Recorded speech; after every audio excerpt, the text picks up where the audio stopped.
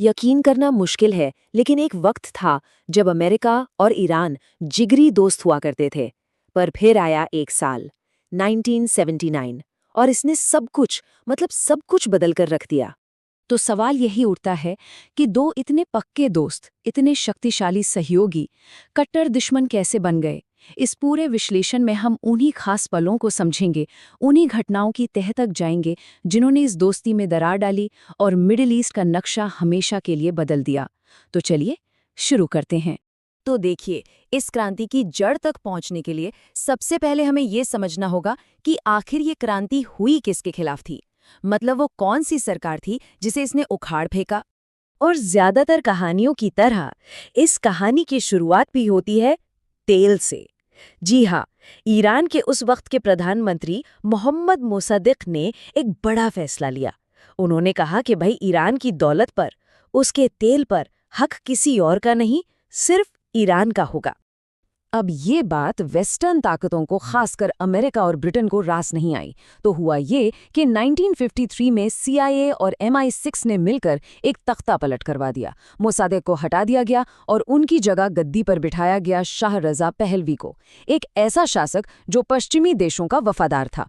और इसी के साथ ईरान का तेल वापस चला गया पश्चिमी कंपनियों के हाथों में। और यहीं से शाह के पतन की कहानी शुरू होती है, क्योंकि शाह के राज ने, उनकी सरकार और ईरान के आम लोगों के बीच एक इतनी गहरी खाई खोद दी थी कि विद्रोह होना तो तय था। शाह ने एक कैंपेन चलाया जिसे नाम दिया व्हाइट रेवोल्यूशन या श्वेत क्रांति। इसका मकसद था ईरान को मॉडर्न बनाना, मतलब पूरी तरह से पश्चिमी रंग में रंग देना।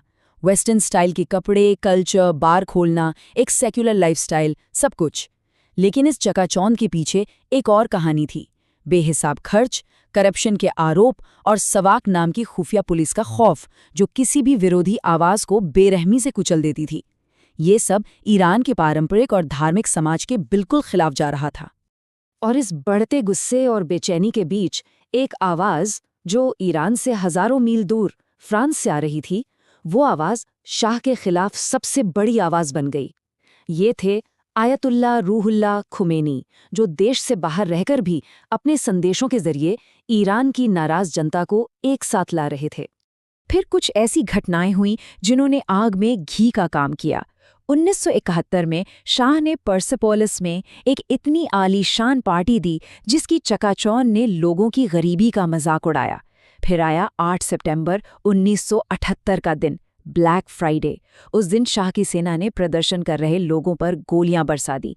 बस यही वो पल था जब जनता पूरी तरह शाह के खिलाफ हो गई। विरोध इतना बड़ा कि जनवरी 1979 में शाह को देश छोड़कर भागना पड़ा। और फिर फरवरी में आयतुल्ला खुमैनी की वापसी हुई। और क्या वापसी थी! तेहरान में 50 लाख लोग उनके स्वागत के लिए जमा हुए थे। तो क्रांति तो हो गई, शाह चले गए, खुमैनी आ गए। लेकिन कहानी अभी खत्म नहीं हुई थी, बल्कि अब एक ऐसा मोड़ आने वाला था जो ईरान और अमेरिका के रिश्ते पर हमेशा के लिए दुश्मनी की मुहर लगाने वाला था। और इसकी वजह बना अमेरिका का एक फैसला। अक्टूबर 1979 में प्रेसिडेंट जिमी कार्टर ने कैंसर से बीमार शाह को इलाज के लिए अमेरिका आने की इजाज़त दे दी। अमेरिका के लिए ये शायद एक मानवीय कदम था, लेकिन ईरान के क्रांतिकारियों के लिए ये एक धोखा था। उन्हें लगा कि अमेरिका उनके दुश्मन को पनाह दे रहा है। इसका नतीजा बहुत भयानक हुआ। 4 नवंबर 1979 को गुस्साए ईरानी स्टूडेंट्स की एक भीड़ तेहरान में अमेरिकी एम्बेसी में घुस गई और उन्होंने वहां मौजूद 52 अमेरिकी डिप्लोमेट्स और नागरिकों को बंधक बना लिया। उनकी मांग सीधी और साफ थी, शाह को ईरान वापस भेजो ताकि उस पर मुकदमा चलाया जा सके। बस इसी एक मांग पर बात अटक गई और ये संकट 1-2 दिन नहीं, बल्कि पूरे 444 दिनों तक चला। सोचिए, 444 दिन! जब डिप्लोमेसी से, बातचीत से कोई रास्ता नहीं निकला, तो प्रेसिडेंट कार्टर ने एक बहुत बड़ा जुआ खेलने का फैसला किया। उन्होंने बंधुकों को छुड़ाने के लिए एक टॉप सीक्रेट और बेहद खतरनाक मिलिट्री ऑपरेशन को मंजूरी दे दी। इस मिशन का कोडनेम था ऑपरेशन ईगल क्लॉ। और प्लान सुनने में किसी हॉलीवुड फिल्म जैसा लगता था। 8 हेलीकॉप्टर, 6 बड़े ट्रांसपोर्ट प्लेन रेगिस्तान में एक सीक्रेट जगह पर मिलेंगे। वहां से कमांडोज ट्रक में बैठकर तेहरान जाएंगे, फिर एम्बेसी पर धावा बोलेंगे, बंदूकों को छुड़ाएंगे, पास के स्टेडियम में ले जाएंगे और वहां से हेलीकॉप्टर उन्हें वापस प्लेन तक ले आएंगे। सब कुछ एकदम परफेक्ट होना था, पर अफसोस ऐसा हुआ नहीं। गड़बड़ की शुरुआत हुई मौसम से। एक ऐसा भयानक रेतीला तूफान आया जिसकी किसी को उम्मीद नहीं थी। इस तूफान ने एक के बाद एक कई हेलीकॉप्टरों में मैकेनिकल प्रॉब्लम खड़ी कर दी। हालत ये हो गई कि जितने हेलीकॉप्टर मिशन पूरा करने के लिए कम से कम चाहिए थे, उतने भी ठीक से काम नहीं कर रहे थे और इसी के साथ कमांडर्स को मिशन अबॉर्ट करने का यानी रद्द करने का फैसला लेना पड़ा। लेकिन मुसीबत यहीं खत्म नहीं हुई। वापसी की अफरा तफरी में एक हेलीकॉप्टर सीधा एक C-130 ट्रांसपोर्ट प्लेन से जा टकराया और एक जबरदस्त धमाके के साथ दोनों आग के गोले में बदल गए।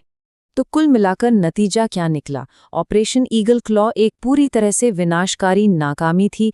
8 अमेरिकी सैनिकों की मौत हो गई, एक हेलीकॉप्टर तबाह हुआ, 4 वहीं छोड़ने पड़े और सबसे बड़ी बात, एक भी बंधक को बचाया नहीं जा सका। 0। आखिरकार बंधकों की रिहाई हुई, लेकिन कब? 20 जनवरी 1981 को। ये वही दिन था, बल्कि वही पल थे जब रोनाल्ड रेगन अमेरिका के नए राष्ट्रपति के तौर पर शपथ ले रहे थे। मतलब कार्टर के ऑफिस से निकलते ही बंधकों को छोड़ा गया। तो इस क्रांति के बाद खुमैनी ने ईरान को पूरी तरह से बदल दिया। सिर्फ सरकार ही नहीं, बल्कि एक नया ईरान बनाने की नींव रखी। तो चलिए अब जरा ये देखते हैं कि इस नए ईरान का ढांचा कैसा था। इसकी बुनियाद में था एक सिद्धांत जिसे कहते हैं विलायत फ़क़ीह। आसान भाषा में इसका मतलब है न्यायविद का संरक्षण। इसके तहत देश में एक सुप्रीम लीडर यानी सर्वोच्च धार्मिक नेता होगा जिसके पास सबसे ज्यादा ताकत होगी, वही आखिरी फैसला लेगा। तो देखिए, एक बहुत ही यूनिक सिस्टम बना। एक तरफ राष्ट्रपति और संसद थे जिन्हें लोग चुनते थे, लेकिन उनके ऊपर थी गार्डियन काउंसिल जो हर उम्मीदवार की जांच करती थी, और सबसे ऊपर थे सुप्रीम लीडर जिनका फैसला आखिरी होता था। साथ ही क्रांति की विचारधारा को बचाने के लिए एक नई फौज बनाई गई, इस्लामिक रेवोल्यूशनरी गार्ड कॉर्प्स यानी IRGC। लेकिन इन राजनीतिक बदलावों के साथ साथ समाज में भी कुछ बड़े बदलाव आए और ये आंकड़ा वाकई चौंकाने वाला है। क्रांति से पहले शाह के दौर में ईरान में महिलाओं की साक्षरता दर सिर्फ 35% थी और क्रांति के बाद ये बढ़कर लगभग 90% हो गई। ये एक ऐसा सामाजिक बदलाव है जिस पर अक्सर बात नहीं होती। तो आखिर में ये सवाल बचता है, जब कोई देश दोस्ती के रास्ते से नहीं बल्कि एक दर्दनाक टकराव से अपना नया रास्ता बनाता है, तो उसकी विरासत क्या होती है? 1979 की घटनाओं ने सिर्फ अमेरिका ईरान की दोस्ती को खत्म नहीं किया, बल्कि इसने एक ऐसी नई राजनीतिक सच्चाई को जन्म दिया, एक ऐसी दुश्मनी की नींव रखी जिसके झटके आज इतने दशकों बाद भी हम पूरी दुनिया में महसूस करते हैं।